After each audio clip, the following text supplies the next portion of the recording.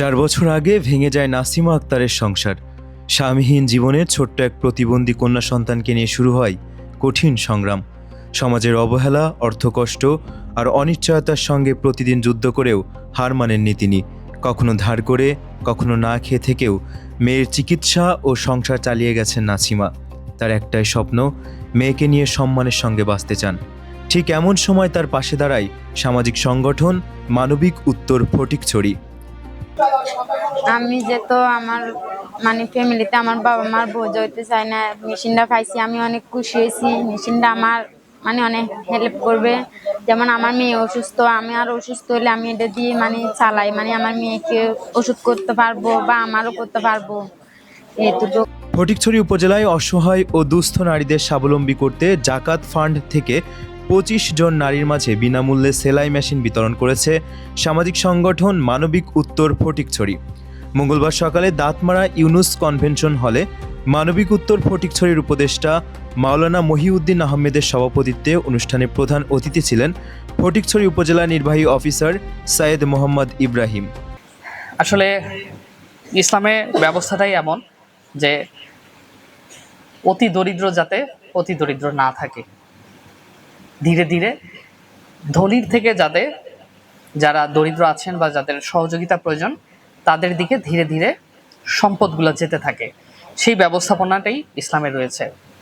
এবং এই ব্যবস্থাপনাটা এতটাই সুন্দর যে আমরা যদি প্রকৃত অর্থে সকলে যার যতটুকু জাকাত প্রযোজ্য সেটি যদি সময় মতো দিয়ে দিই বা সঠিক ব্যক্তিকে সিলেকশন করে দিই, তাহলে দারিদ্রতা থাকবে না। তো তারই অংশ হিসাবে মানবিক উত্তর ফটিকছড়ি খুব চমৎকার একটা উদ্যোগ গ্রহণ করেছেন যে জাকাত ফান্ড থেকে সেলাই মেশিন বিতরণ। এটি শুধু একটি এককালীন সাহায্য নয়, এখানে আসলে কি করা হচ্ছে সেটা হচ্ছে একজনকে এমপ্লয়মেন্ট জেনারেশনের মধ্যে আনা হচ্ছে, তাকে একটা জীবিকার মধ্যে ঢুকিয়ে দেওয়ার একটা প্রক্রিয়া। যদি এককালীন কিছু খাদ্য সামগ্রী উপহার দেওয়া হতো তাহলে কিন্তু সেটি খরচ হয়ে যেত 7 দিন পরে। অনেকে যেটাকে বলে যে কাউকে মাছ উপহার দেওয়ার থেকে তাকে জাল কিনে দাও, সে মাছ ধরা শিখুক, সেটি উত্তম। ঠিক একই রকম ভাবে মানবিক উত্তর ফটিকছড়ি খুব চমৎকার একটি উপহার গ্রহণ সিলেকশন করেছে সেলাই মেশিন। আমাদের মা বোনরা যারা আছেন, যারা ঘরে বসে বিভিন্ন কাজে সংযুক্ত হতে চান কিন্তু সাংসারিক কাজের ব্যস্ততার কারণে হয়তো বা পারেন না, তাদের জন্য এটা একটা চমৎকার সুযোগ। প্রধান আলোচক ছিলেন জামায়াতে ইসলামীর চট্টগ্রাম উত্তর জেলা সেক্রেটারি ও শান্তিরহাট মিশকাতুন নবী দাখিল মাদ্রাসা পরিচালনা পরিষদের সভাপতি আব্দুল জব্বার। এটি হচ্ছে যে কি আল্লাহ পাক সুবহানাহু ওয়া তাআলার কোরআনের শিক্ষা, কোরআনের আলোচ্য বিষয়। এত বড় কোরআন, সেখানে বলা হয়েছে মানুষ।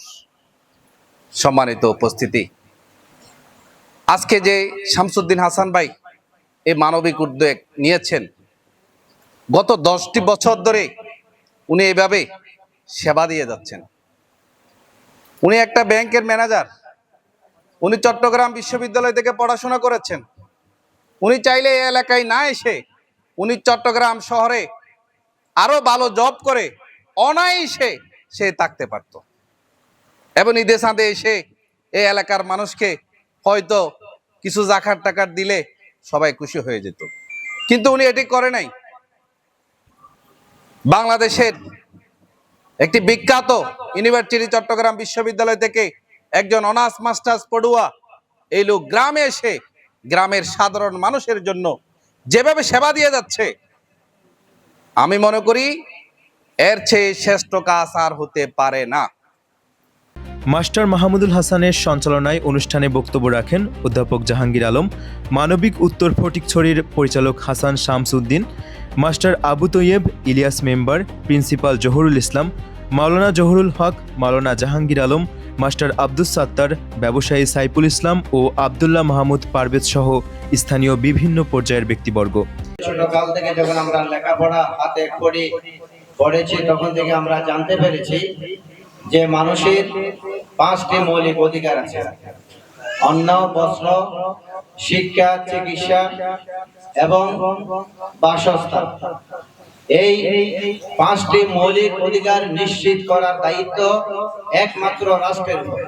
কোনো ব্যক্তি কিংবা কোনো সমাজের উপর এককভাবে রাষ্ট্র এবং আমাদের সৃষ্টিকারী মহান আল্লাহ সুবহানাহু ওয়া তাআলাও এককভাবে দায়িত্ব দেননি। কিন্তু আমাদের রাষ্ট্র কাঠামো সেই পুরনো ঐতিহ্য নিয়ে চলার কারণে রাষ্ট্রীয়ভাবে যারা ক্ষমতায় অধিষ্ঠিত হয়, রাষ্ট্র যারা পরিচালনা করে, তাদের মাথায় এইসব বিষয়গুলো না থাকার কারণে আমরা মানুষের এই মৌলিক 5টির অধিকার নিশ্চিত করতে আমাদের জীবদ্দশায় আমরা কখনো দেখিনি।